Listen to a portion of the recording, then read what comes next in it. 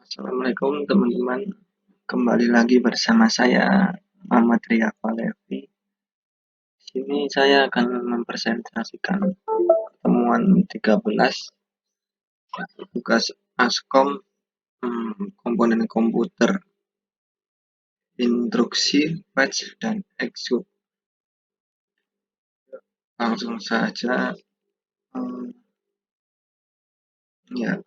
siklus instruksinya ya. Ini seperti ini, ada dua step, patch dan execute.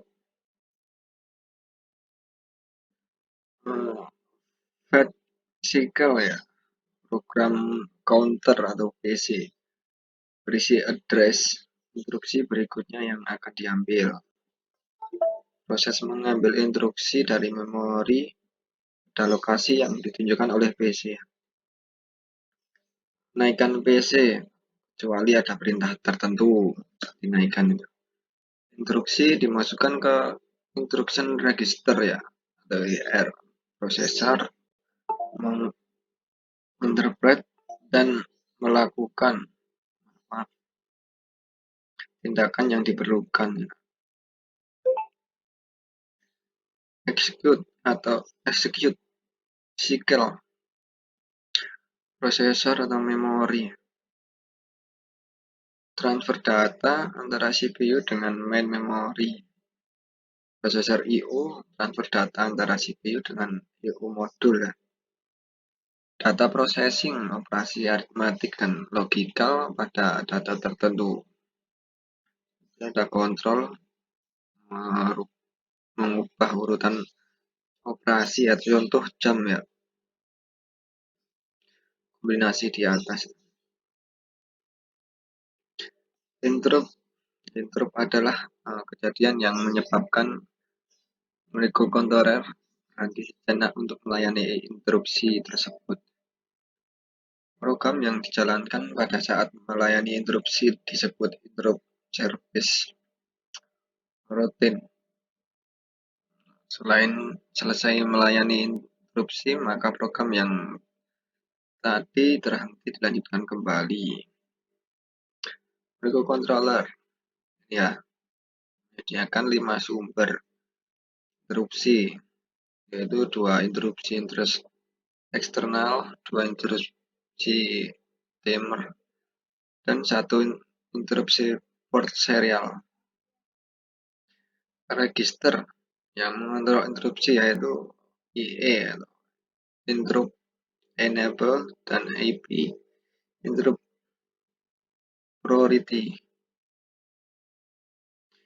Nah, selanjutnya ini interrupt ya, interrupt PT. Interrupt PT adalah sinyal dari peralatan luar atau permintaan dari program untuk melaksanakan suatu tugas khusus. Jika interrupt terjadi, maka program dihentikan terlebih dahulu untuk menjalankan rutin. Ini contohnya ya ini ya. Fungsinya ya, fungsi interupsi ya ini ya.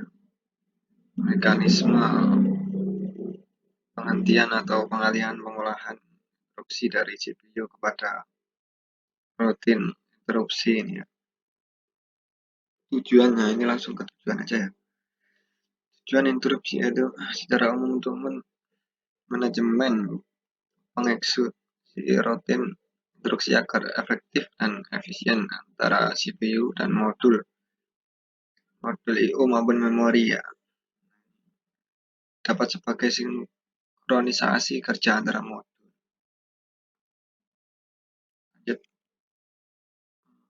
Interrupt atau kelas-kelas interrupt. Sebab terjadinya interrupt. Nah, ini sebab-sebabnya ya. Diakibatkan dengan beberapa kondisi yang terjadi sebagai hasil dari suatu instruksi atau instruksi ya. Eksekusi atau instruksi ya. Ini kalau timer dibangkitkan oleh timer di dalam prosesor. Selanjutnya, nah ini nih, sistem I/O-nya ya. Dibangkitkan oleh I/O controller untuk membeli signal penyelesaian normal atau memberikan signal sebagai kondisi error. dibangkitkan oleh kegagalan seperti kegagalan daya atau memori parental error. Ini proses interupsi. Dengan adanya mekanisme interupsi, proses dapat digunakan untuk mengeksekusi instruksi-instruksi lain. Ini prosesnya ya. Ini lanjut, ini prosesnya ada banyak ini ya. Mungkin bisa dibaca proses interupsi ya. Nah, ini interupsi ditangguhkan ini ya. Ada yang dilakukan prosesor. Ya. Prosesor menangguhkan eksekusi program yang dijalankan dan menyimpan konteksnya.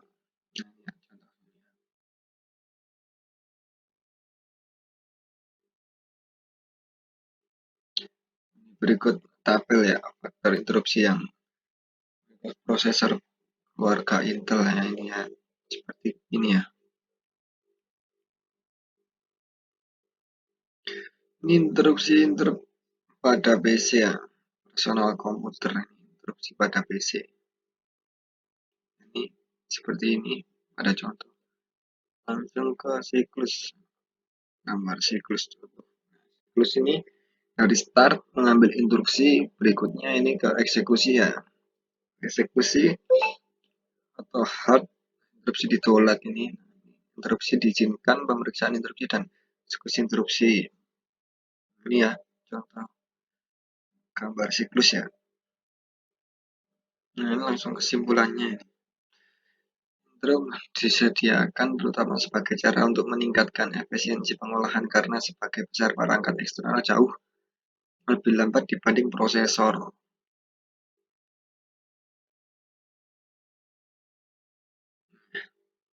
Nah, ini ya jenis-jenis interrupt. Ada software interrupt yang disebabkan oleh software yang sering disebut sistem call. Misal suatu program ingin mencetak hasil dengan printer ya.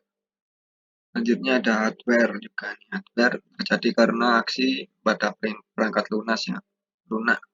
Perangkat keras, maaf. Seperti penekanan tombol keyboard atau menggerakkan mouse.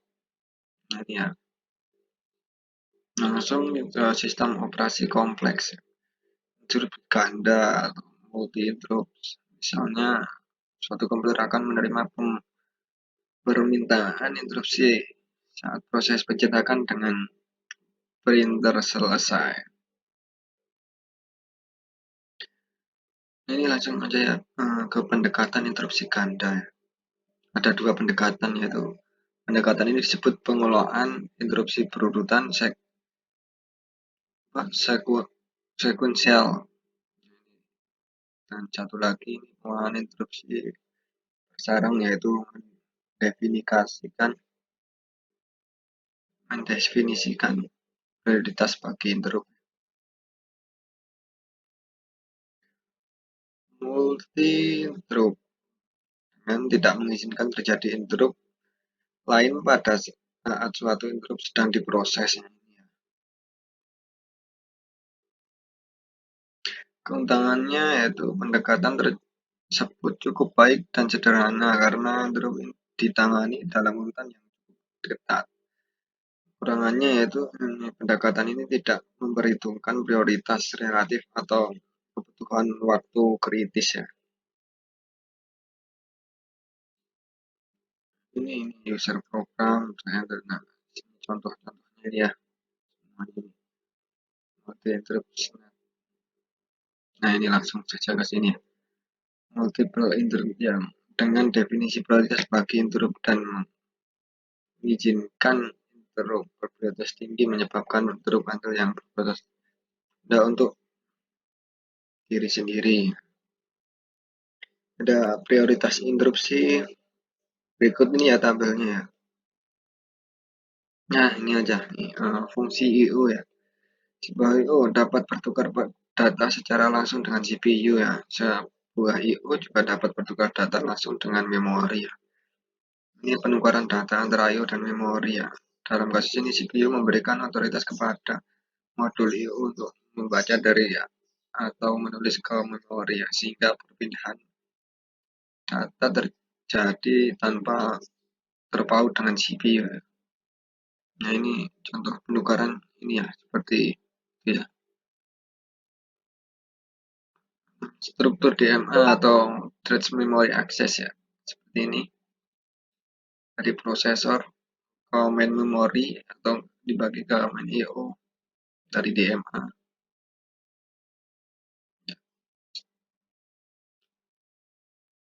Nah, ini struktur interkoneksi harus mendukung jenis perpindahan berikut ini. Memori ke CPU ya. CPU membaca sebuah instruksi atau satuan data dari memori ya. Dua CPU ke memori ini. CPU menuliskan sebuah aturan data ke memori. Ini struktur interkoneksi ya harus mendukung jenis perpindahan berikut ini. Oh, cukup sampai sini dulu. Sekian dan terima kasih.